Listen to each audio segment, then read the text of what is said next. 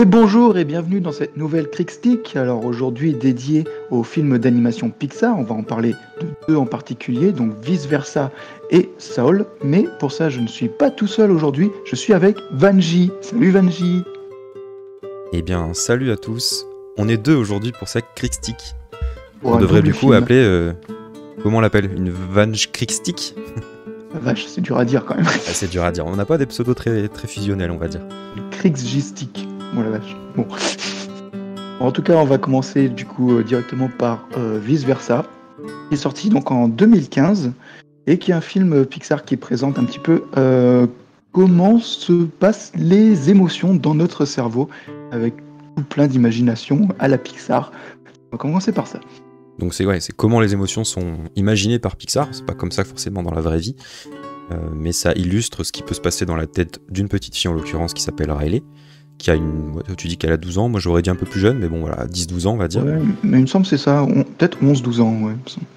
Donc au bord de, voilà, entre le passage entre l'enfance et l'adolescence, et sa vie va être bouleversée par un événement familial. Bon, c'est pas dramatique, mais à cet âge-là, ça bouleverse pas mal d'habitudes, changement d'école, de perdre ses repères, donc elle va vivre un déménagement, mais pas un déménagement comme nous on vit en France où on change de rue. Aux États-Unis, elle change d'état en fait, donc elle perd tous ses repères, ses amis et ses habitudes. Du coup, forcément, au niveau émotionnel, c'est un peu patatrac. On est en plein âge de la préadolescence en plus, donc d'autant plus sensible.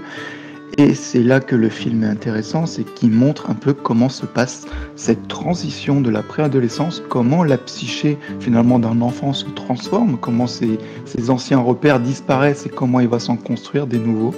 Et surtout, comment Pixar a réussi à finalement personnaliser ses émotions avec des petits personnages. Donc on a joie, on a tristesse, on a colère, peur et dégoût. Voilà, ces cinq-là. Et ce qui est marrant dans ce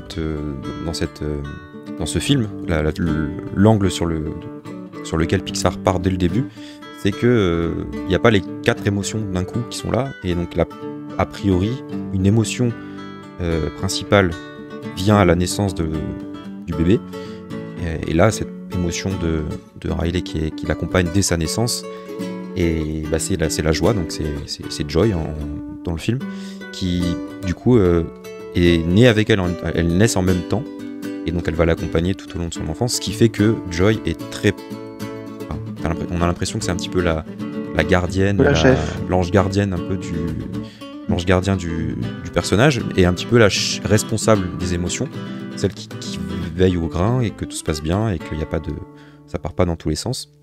Et en fait on va se rendre compte que elle peut pas tout gérer, peut pas tout maîtriser, ce qui psychologiquement veut dire, ou d'un point de vue un peu plus philosophique, ça veut simplement dire tout ne peut pas être géré pour être joyeux en fait. Tout ne peut pas être joyeux dans la vie. Et Alors, tout le film va tourner quelques autour de ça. secondes après, du coup, on a ces tristesses qui apparaissent, je crois, juste après. C'est ça. Je Qu'à sais la pas pour fin, quelle ou raison, je sais mais plus. ouais, elle pleure et ça fait pleurer le bébé. C'est le premier pleur du bébé, c'est la tristesse. Alors qu'en vrai, un vrai bébé, quand il pleure, c'est pas que pour la tristesse, mais ça matérialise vraiment le fait que, oui, t'es né avec une émotion principale qui est la joie, donc tu seras quelqu'un globalement d'assez joyeux, d'assez enthousiaste, mais dans ta vie, ça peut pas être uniquement mono-émotion. Et tout le film va jouer sur ça en passant de joie qui veut essayer de tout faire en sorte pour qu'elle soit tout le temps joyeuse, et puis en fait elle va jamais pouvoir, il y a des moments où elle pourra pas faire le moment en question sera pas forcément joyeux, donc malgré toutes ces tentatives, et il y aura des moments dans sa vie qui vont être tristes, elle sera en colère, etc. Et donc c'est un petit peu le chef d'orchestre qui essaye de tout bien gérer, mais ça part des fois en sucette. Et c'est cet aspect-là que je trouve assez comique. Il y a un petit ressort comique aussi derrière. Ah oui, mais il au est final, très drôle le film. Hein, ça. Le film est très drôle et très émouvant. Très drôle, mais il y a 2-3 moments où même si t'as rigolé 2 minutes avant, 2 secondes après, t'as la gorge serrée parce qu'en fait, c'est une émotion vraiment pure en fait. Il n'y a pas de musique épique, machin. Les moments d'émotion dans le film, il n'y a pas de musique, je pense, en plus. Où il n'y a plus de musique, c'est très léger, il y a plus. C'est vrai. Puis ça accentue d'autant plus l'émotion. De toute façon, t'es d'autant plus impacté et avec Riley ou avec les émotions. En fait, on va parler un petit peu du point de départ. Donc, on a dit qu'il y avait du coup ce déménagement. Et donc les souvenirs de Riley sont représentés par des petites boules lumineuses de la couleur de l'émotion dédiée. Et en fait, Riley, en se souvenant de ses souvenirs passés, par exemple quand elle faisait du hockey, etc., ça devient finalement, comment on appelle ça, quand on a le cafard, quand on a quelque chose de positif dans le passé, mais finalement on est triste parce que c'est passé. En fait, ces souvenirs joyeux, il y a tristesse qui va venir les toucher et ils vont se transformer en souvenirs tristes. En nostalgie. C'est la naissance de la nostalgie, en fait. Et c'est ça que Joie comprend pas quand elle voit ça, et quand il y a le souvenir triste qui s'apprête à partir pour rejoindre les méandres de la mémoire, elle essaye de le rattraper, et finalement, Joie et Tristesse se font aspirer vers le reste, tout le reste du réseau du cerveau tel qu'imaginé par Pixar, et brillamment imaginé d'ailleurs. Il y a tout le... Alors, c'est par exemple les immenses étagères labyrinthiques pour représenter les méandres des souvenirs et du cerveau. On va croiser l'ami imaginaire qui est là et qui est à la limite de l'oubli parce que forcément Riley elle est déjà un peu plus âgée et qui va finir par être réellement oubliée, par tomber dans ce puits de l'oubli là, de ces souvenirs qui sont oubliés. Il y a le train de l'abstrait où je sais plus trop ce que c'est. Non, c'est le train de la pensée et il y a cette salle bizarre là où ils prennent des formes. Ah oui. Je sais plus comment ça s'appelle, mais oui, c'est ça, c'est en fait ça. La pensée abstraite, je crois. La pensée abstraite, ouais. Je sais plus exactement. En fait, ils y passent, c'est aussi encore un ressort comique, mais. Bien sûr. C'est quand même toute cette façon de retranscrire. Ils doivent aller vite. Et puis au final, ils sont bloqués par cette pensée abstraite, ce qui veut dire en fait que dans la vie, enfin moi je l'interprète comme ça. Hein. Encore une fois, le film est sujet à beaucoup d'interprétations. Un enfant qui va le regarder, il va pas penser à tout ça. Enfin, par contre, le film est aussi très. Enfin, il est fait pour les adultes parce que ça te. Enfin, moi je l'ai vu quand il est sorti, j'étais pas enfant, hein, donc. Et comme souvent les Pixar, ils sont à double lecture, c'est ça qui est. Des fois même plusieurs triple lecture parce qu'il y a des adultes qui l'ont vu, qui n'ont pas été touchés par certains sujets. La pensée abstraite, moi comment je le vois, c'est que t'as un objectif dans ta vie, donc là typiquement ils doivent aller faire un truc, je sais plus, récupérer le train, là, rattraper le train.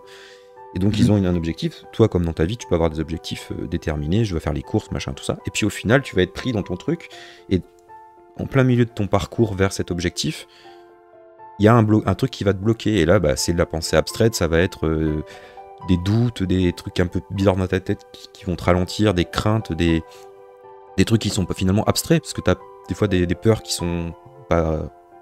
En fondement, quoi. Voilà, son fondement.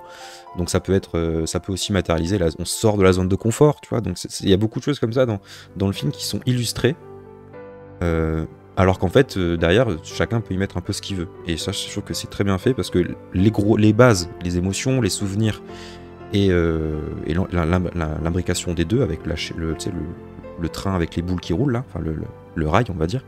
Ouais. Ça, c'est écrit, voilà, on peut pas vraiment interpréter ça, c'est la base du film, mais entre tous ces éléments, c'est sujet à interprétation, donc je trouve qu'il y a plusieurs façons de le voir, et je suis sûr que si je le revois plusieurs fois, à chaque fois j'aurai des interprétations différentes.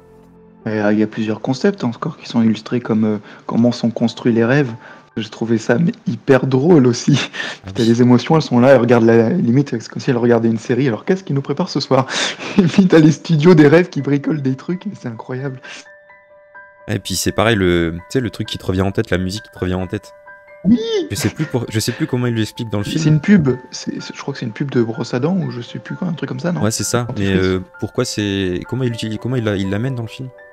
Je crois que c'est juste, c'est un souvenir qui doit être bousculé et ramené du coup sur le devant de la scène, devant le projecteur, et reprojeté du coup. Ah oui, ou alors c'est genre ils appuient sur un bouton parce qu'ils veulent, enfin il y a un problème où ils se battent et puis il y en a un qui sans faire exprès qui appuie sur un truc et paf, ça. Possible aussi. Ouais. Donc ça peut illustrer aussi quand t'es un petit peu perturbé dans ta vie ou quand t'as des, je sais pas, t'es stressé, t'es angoissé, tout ça, du coup ça se bouscule dans ta tête, tes émotions, et puis en fait ton cerveau par défaut il te met un truc un petit peu générique par devant pour faire oublier, tu vois, c'est un peu genre la rengaine qui vient te ramener un petit peu à des choses concrètes. Il y a aussi le concept des îles de la personnalité qui sont vachement intéressantes aussi, donc je crois qu'il y a 5 îles au départ. L'île du hockey, les amis, la famille, je crois, et puis je sais plus trop ce qu'il y a. Et chacune, à cause de sa crise de préadolescence, là, de ce qui se passe, chacune se casse la gueule. C'est toute sa personnalité qui s'écroule et qui va se reforger finalement. À la fin, elle a des nouvelles îles de personnalité qui sont reconstruites parce qu'elles voilà, c'est refait une vie et puis ça se reforme au fur et à mesure. Mais en fait, le film, il est très. Il y a deux messages pour moi, au moins deux, que je retiens moi en tout cas. Le premier, c'est que, comme je disais au début, l'émotion principale de Riley, c'est la joie. Qui, dès ses premiers instants de vie, elle est présente avec elle. Et puis après, ça s'enchaîne, les autres émotions arrivent. Mais finalement, donc, on pourrait croire que c'est déterminé, voilà, t'es joyeuse parce que t'as la joie qui est née. Et au final, les émotions, elles sont bousculées autant que Riley, en fait. C'est-à-dire qu'elles sont pas déterminées par le départ en disant, voilà, dans telle circonstance, joie, tu vas travailler, tristesse, tu vas travailler. En fait, elles se battent l'une l'autre, elles essayent chacun d'apporter un petit peu leur... Enfin, elles veulent prendre chaque émotion, veulent prendre le dessus, en fait. Surtout que là, elles sont d'autant plus désemparées parce que joie et tristesse sont hors du centre de contrôle. Donc pour toute la vie courante, finalement, il reste que peur, colère et dégoût pour gérer. Et c'est les trois émotions un peu qui correspondent effectivement à des sortes de crises de préadolescence. Finalement, le préado, il est toujours en colère, il est toujours dégoûté, il est toujours finalement effrayé au fond de lui-même peut-être. Voilà, de tout ce qui l'entoure. Parce qu'en fait, le passage de l'enfance à l'adolescence, un enfant, c'est assez binaire, c'est soit triste, soit joyeux, et ça peut passer de l'un à l'autre en quelques secondes. Un enfant, il est pas content, son poisson rouge est mort, il va être triste, et puis 5 minutes après, tu lui offres un château un Playmobil, il va être content. Tu vois, c'est très binaire et c'est volatile. Et l'adolescence, le film veut nous montrer que finalement, les deux émotions vont apprendre à ne plus être binaires et à travailler ensemble, et donc à faire apparaître la nostalgie, de la rancœur, la tristesse, mais pas parce que c'est triste, les souvenirs mixtes. Oui, voilà, c'est ça, la tristesse, comme tu disais tout à l'heure, comment on appelle ça, le blues, entre guillemets, c'est que c'était joyeux dans le passé, mais vu que c'était joyeux et que je l'ai plus maintenant, je suis triste. La nostalgie, vraiment, c'est ça. Et donc, quand elles vont revenir au centre de contrôle, elle aura passé un cap, et ce cap est matérialisé par cette scène qui, moi, me fait pleurer à chaque fois. Elle est matérialisée quand Riley rentre chez elle après sa fugue. Et à ce moment-là, dans la tête, c'est quand les deux émotions reviennent au centre de contrôle. C'est-à-dire que, ok, j'ai eu de la peur, du dégoût, de la colère, et je savais plus avoir ni de la joie ni de la tristesse. J'étais vraiment dans un couloir aveuglé par ma colère et mon dégoût. Et puis quand elles reviennent, ces émotions, elle pleure de soulagement, quoi. C'est fou. C'est bon, j'ai compris. Je ferai plus la même bêtise. Je sais pas. Enfin, on sait pas trop ce qu'elle se dit exactement, mais on a l'impression qu'elle est vraiment, son cerveau est soulagé, et donc elle est soulagée, toutes ces émotions. Puis qu'elle se confie en fait à ses parents, elle dit ce qui va pas, et elle lui dit même pas, en fait. Ce qui va pas. Elle pleure juste. Mais ils le comprennent, Donc pour moi c'est la scène la plus émouvante du film. Pour moi aussi, ça me tire les larmes au bord des yeux à chaque fois, c'est fou. Ouais, c'est clair. Bon, en dehors de ça, le film est à la fois donc très malin pour tout ce qu'on a dit, mais très drôle aussi dans tous les sens. C'est extrêmement drôle. Il y a des tas de gags et de scènes. Très pédagogique aussi. Enfin, tu montres ça à un enfant, je sais pas s'il va tout comprendre, mais tu peux à un adolescent, tu lui dis voilà, on va, sans lui dire la morale, mais tu lui regardes le film, il peut peut-être comprendre des choses et s'illustrer lui dans sa propre vie, ce qui se passe dans sa tête, et je trouve que c'est assez pédagogique. Alors du coup, la fin se termine sur... je sais pas, tu voulais dire autre chose ? Non, j'allais dire on passe au suivant, mais non, t'as une fin. Ouais, juste pour dire la fin où finalement ça se termine sur ce gros bouton puberté. Et tiens, il regarde ça, bouton, pas le bouton plein de cul, hein, le vrai bouton rouge. Le gros bouton rouge, ouais. C'est ça. Et le film se termine là-dessus. Et du coup, moi, j'ai vachement envie d'un numéro 2 en fait.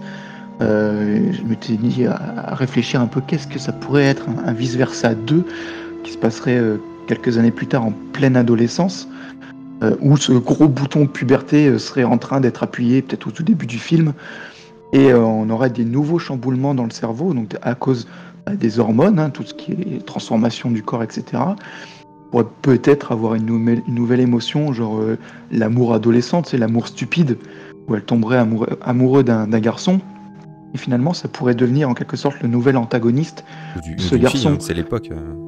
Disney pourrait passer le pas. Qu'importe, enfin un amoureux quoi, une amoureuse, qui du coup s'insérerait dans son cerveau à la place de son petit ami imaginaire, comme petit ami désiré, et qui prendrait de la place un peu partout, il omnubilerait ses pensées, il envahirait tout, et ce serait en quelque sorte un nouvel antagoniste qui foutrait le bordel dans tout ce système d'organisation, et je laisse Pixar avoir plein d'imagination encore dans ce qu'ils pourraient trouver là-dedans, et ça pourrait être assez marrant encore de partir là-dessus, quoi. Ouais, tu pourrais avoir une ou deux émotions en plus que ces 5-là. Ouais, moi je pensais à l'amour, mais je sais pas trop ce qu'on pourrait rajouter en plus, mais... Ouais, bah, l'amour, c'est un peu un mélange déjà bien les autres. L'amour, c'est un peu un mélange des 4 des 5 émotions finalement. Ce serait vraiment pour personnalifier ce côté amour débile. D'un coup, elle voit le garçon, hop, t'as le petit personnage amour qui pète les plombs, qui appuie sur tous les boutons. Voilà, tu vois, c'est clair qu'il y a plein de possibilités scénaristiques et visuelles aussi. Mais moi, le 2, je pense je crois qu'il travaille sur un 2 sans l'avoir vraiment dit, mais de ce que j'ai compris, ça serait pas basé sur forcément les mêmes personnages, donc pas sur Riley, mais ils peuvent faire l'adolescence d'un autre enfant, pas forcément sur Riley. Et bon, on verra ce que ça donnera, mais moi j'adore le film. Même, je l'ai pas vu beaucoup, mais le peu que j'ai vu, j'ai peut-être 2 fois au cinéma et peut-être après 2-3 fois aussi de mon côté. Et à chaque fois, j'adore ce film. Alors, personnellement, c'est un de mes Pixar préférés. Je sais pas toi où il se place dans toute la liste des Pixar, mais moi je sais qu'il est très très haut placé, c'est peut-être le premier. Donc, En fait ça dépend des moments où je regarde les films. J'ai un top 3 en fait de Pixar.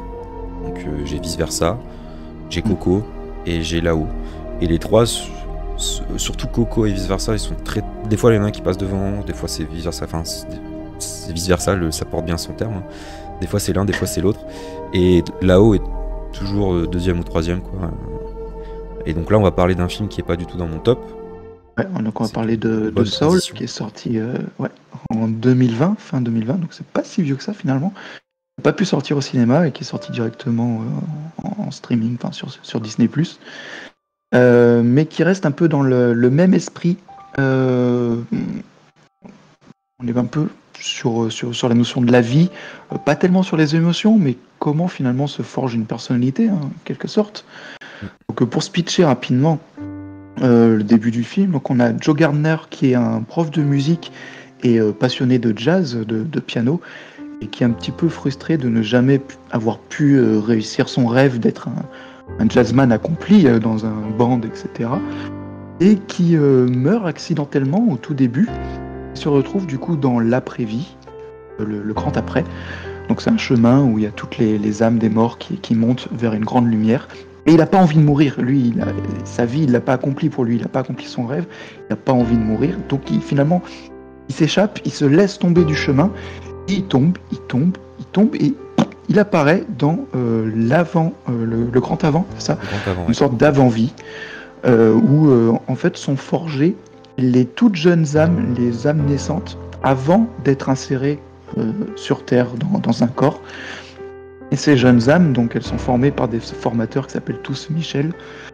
Elles s'apprennent à trouver leur flamme, ce qui sera en fait leur passion, tout comme la flamme de Joe Gardner, c'est le piano jazz. Et on a cette âme qui s'appelle 22, qui est un peu une âme rebelle, qui malgré tous les formateurs qu'elle a reçus, qui sont parfois des grandes âmes, de grands personnages, sont toujours cassés les dents dessus. C'est une âme un peu cynique qui refuse d'aller sur Terre, qui est très bien là où elle est dans l'avant-vie. Et déjà, si on pouvait parler un petit peu de cet univers d'avant-vie que je trouve graphiquement assez extraordinaire, très fantasmagorique, abstrait, pour représenter ce concept, un concept un peu métaphysique. Enfin, ça n'existe pas vraiment. Cette avant-vie, c'est vrai qu'on n'en parle pas souvent en fait de cette idée-là. Mais graphiquement, je trouve ça très réussi. Je sais pas ce que tu en penses. Ouais, c'est des couleurs pastel, très... Pastel, ouais, très abstrait. Ouais, très, très sobre en fait. C'est sobre et en même temps joli. Enfin, j'ai l'impression que c'est un peu du coton, du nuage un peu... Et tu te dis, bah, c'est très aérien en fait. Donc ça fait penser au fait quand ça se passe un petit peu dans les cieux. C'est un petit peu... Il y a quand même, sans être religieux assumé, il y a quand même des petites références quand même... à ce qu'est l'âme d'un point de vue culturel chez nous. Hein. Tout à fait. Bon, après, jamais ils vont s'aventurer à parler de Dieu ou de paradis, mais effectivement, l'âme est au cœur du sujet. Hein. C'est clair, tout le trajet de l'âme. C'est le titre, en fait. Voilà. depuis sa formation jusqu'à la mort, quoi. Le grand avant, voilà, c'est là où l'âme est créée. Et ce que j'aime bien, c'est que le film le dit pas, mais c'est clairement comme ça qu'il faut le comprendre, et qu'on le comprend naturellement. C'est que vu que l'âme est créée, elle est créée, oui, elle est générée. C'est limite une usine de clonage, en fait, où il y a des âmes qui sont créées sans avoir de personnalité. A priori, ouais. C'est des capsules vides, en fait. Enfin, c'est des âmes sans âme, tu vois. C'est des âmes sans personnalité qui sont créées les unes à la suite des autres. Et après, elles sont balancées dans le grand puits, là, pour tomber sur Terre, et être incarnées dans un être. Et ce qui veut dire, en fait, que l'âme n'est pas liée à la naissance de quelqu'un. C'est-à-dire que l'âme existe avant la naissance. Et que le corps en question récupère une âme, et il aurait pu en récupérer une autre. En fait, il n'y a pas de déterminisme encore entre la naissance et la personnalité. Enfin, la personnalité, oui, mais pas l'âme. Ce qui veut, d'une manière implicite, dire aussi que l'âme n'est pas liée à la mort. Et donc, quand un humain meurt, l'âme ne disparaît pas à ce moment-là précis, et elle a encore un chemin à faire après. Il le montre bien, hein, avec ce grand après. Voilà. Et donc, ils disent aussi bien la carcasse physique de l'âme, un petit peu plus métaphysique. Et c'est ce que j'ai moins bien aimé dans le film. Alors après, il y a quand même des... Par contre, c'est vrai qu'il présente du coup le cheminement de l'âme comme très linéaire, avec création de l'âme. On va sur Terre, il vit sa vie, après le corps meurt, et l'âme part dans le grand après et va dans la lumière blanche. Mais du coup, on est en dehors de l'idée du cycle des réincarnations, cher aux bouddhistes par exemple. On est complètement hors de ça, on est vraiment dans un cheminement complètement linéaire. Après, là où je pense qu'un bouddhiste pourrait interpréter différemment, par exemple, c'est que la lumière blanche est le grand après, donc ce qui se passe derrière cette lumière blanche, comme on ne sait pas ce qu'il y a, finalement, peut-être que ça reboucle avec le grand avant, tu vois. Et, tu vois, la linéarité, le fait que ce soit linéaire, c'est parce qu'on ne sait pas ce qu'il y a après. Mais si après t'as un le problème, c'est que les âmes, elles arrivent complètement vierges, alors que dans le réincarnation, t'as le principe du karma, t'as quand même si tu te réincarnes, ton âme, elle garde comme une trace de tes vies passées. Là, les âmes sont vraiment vierges, quoi.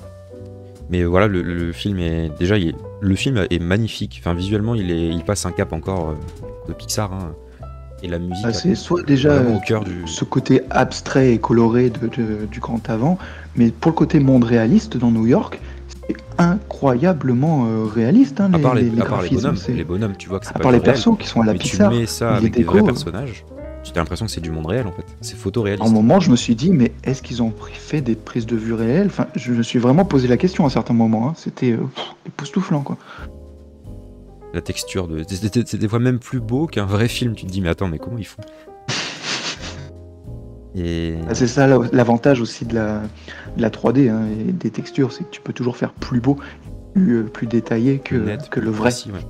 Après, voilà, moi j'étais moins touché, c'est-à-dire moins ému par ce film. Alors peut-être parce que je l'ai pas vu au cinéma et que je l'ai vu sur un petit écran entre guillemets chez moi. Ouais. Voilà, il est très beau, mais il n'y a pas cette comment dire, il y a pas de cette tristesse, j'allais dire. Encore une fois, c'est pas vraiment la tristesse. Il y a des petits moments quand même émotionnellement qui touchent. Bon là, ça fait intervenir à la fin, mais quand elle est sous forme d'âme perdue, 22, elle s'est perdue dans la zone, qui est entourée de ce cocon noir, et que tu te rends compte que c'est tout ce que lui ont dit ses anciens mentors, qui finalement sont profondément ancrés en elle, et que ça la touche, quoi, de se sentir nul et inutile, finalement. Et je trouvais ça quand même un peu... c'était touchant, tu vois. Et que lui, il arrive, il va essayer de la sortir de là. Du coup, pour toi, ça illustre un petit peu le danger de la société aussi, c'est que ça peut emprisonner certaines personnes dans une auto-culpabilisation. Oui, c'est vrai. Tu subis un peu le regard des autres et le jugement des autres. Et si tu es sensible à ça, ça peut fortement t'impacter. Hein. Il y a des personnes qui peuvent être très touchées par ça et se renfermer. Oui. Et donc du coup, l'âme doit être plus forte que ce qu'on dit, ce que les autres disent en fait. C'est-à-dire que t'as ton âme et ta personnalité. Finalement, c'est ta définition de toi, alors que ce que les gens disent, c'est ce que les gens disent, et donc ça définit rien de... Bien sûr. Enfin, après, c'est difficile de lier, parce que tu vois, comme tu dis, c'est dans un nuage, hein, comme dans le monde, je sais plus comment t'as dit. Dans la zone, ouais. comme elle a jamais vraiment été sur Terre, c'est juste une métaphore de ce que fait la société sur Terre. Mais si, justement, juste avant, elle était sur Terre, puisque, bon, très vite fait, mais en fait, ils vont trouver le moyen, grâce à une sorte de médium, Oui, c'est vrai, le médium. rencontré dans la zone, de pouvoir retourner sur Terre, parce que Joe Garner, lui, tout ce qui compte pour lui, c'est de réintégrer son corps. Et finalement, il entraîne 22 avec lui par accident, et c'est 22 qui va se retrouver réincarné dans son corps, et Joe va se réincarner dans un chat. Alors c'est là, du coup, ça rejoint ce que tu disais, que l'âme n'est pas forcément rattachée à un corps, puisque là, on a la preuve, justement, qu'on a un échange d'âme, âme-corps, et 22 dans le corps humain, et Joe est dans un chat. Et donc, du coup, 22 va vivre l'expérience humaine sur Terre, va découvrir les choses, va parler avec des gens. Je sais plus s'il découvre quelques émotions, je me souviens plus très bien de ça. En tout cas, il découvre le goût avec les pizzas. La pizza brocoli. C'est dans Ah ouais. ça. Ah ouais. Donc, ouais, donc si, elle a quand même une expérience terrestre avant finalement d'être remontée, parce qu'ils se font rattraper par une sorte d'inspecteur du grand après, qui ramène du coup les âmes sur place. Et c'est là que Inquisiteur. Joe en fait est en colère du coup contre 22, que 22 du coup a son badge, grâce à son expérience sur Terre, son badge est rempli, et Joe lui reproche ouais mais de toute façon tout ça c'est parce que t'as été dans mon corps et rien d'autre, et c'est peut-être l'engueulade de trop qui perd 22 et qui fait qu'il part dans la zone, et qui devient une âme perdue quoi. Finalement Joe s'en veut et puis il va aller la repêcher, sortir de là. Je sais pas si t'as d'autres choses à dire sur ce film. Conclusion. Pas tellement. L'appréciation globale. Alors, moi j'ai bien aimé. Bon, c'est vrai que c'est pas mon Pixar préféré, mais je l'ai vu qu'une fois. Donc pour juger, c'est un peu compliqué. Mais je l'ai trouvé aussi quand même assez malin dans ses concepts, même si bien moins que Vice Versa, parce que Vice Versa dépose tellement d'idées différentes dans le film. Là, on reste. Il y a le concept des âmes, il y a le grand avant et le grand après, mais ça reste que ça au final. Un petit peu plus limité. Mais il reste malin, hein, ça reste du Pixar très intelligent, à double lecture, et très, très cool à voir quoi. Moi c'est un peu pareil, c'est très beau, très malin, très... Bah déjà l'ambiance sonore elle est vraiment particulière. Très jazz, elle est jazzy. Très jazzy ouais. Et c'est un peu lié au concept de l'âme. Enfin, la musique comme ça, jazzy, tu vois, la soul, c'est une musique aussi, tu vois. Enfin bref, c'est un peu lié. Mais au-delà de ça, voilà, le film est très très bien. Mais il n'y a pas ce petit truc en plus qui fait que tu te dis putain, les mecs ils m'ont vraiment touché. Ouais. C'est touchant, mais c'est pas impactant ou poignant. Quoi. En tout cas pour moi. Toutes les émotions, elles sont là, mais pas. Autant c'est drôle, mais pas hyper drôle. C'est émouvant, mais pas à te mettre par terre. Donc voilà, c'est vrai qu'il y a un petit peu mieux à ce niveau-là dans d'autres films Pixar. Quoi. On a eu tellement bien avec les Lao, Coco et vice versa. Moi, à chaque fois, j'ai la gorge serrée. Bien sûr. Forcément, c'est difficile d'avoir quelque chose d'encore plus émouvant. On verra avec le prochain qui sort en juin, le Lucas. Et il y en a un que je t'ai conseillé, n'est-ce pas? Et je pense que celui-là, peut-être que... Bah regarde-le.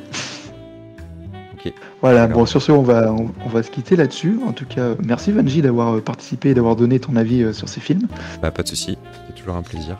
Puis, du coup, je vous dis à la prochaine fois pour une prochaine Click Stick. Allez, salut, ciao.